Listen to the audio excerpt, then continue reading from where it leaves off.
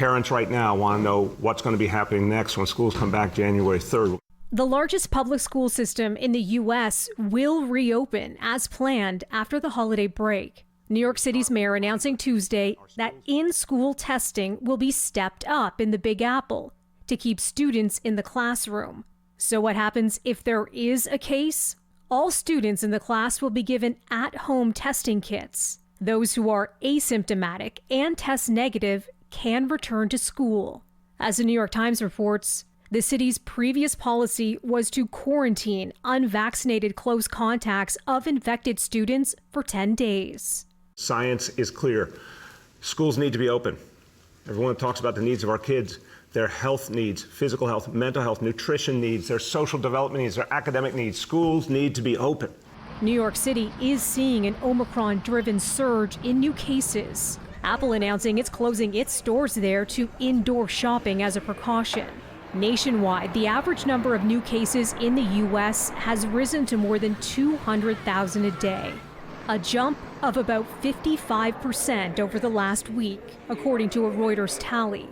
Rising infections and bad weather causing airlines to cancel hundreds of flights Tuesday. This another day of holiday travel disruptions, as employees call in sick because of the virus. On Monday, the U.S. Centers for Disease Control shortened the recommended isolation time for Americans with asymptomatic cases of COVID-19 to 5 days from the previous guidance of 10 days. CDC officials say the new advice is in line with growing evidence that those with the virus are most infectious in the 2 days before and 3 days after symptoms develop.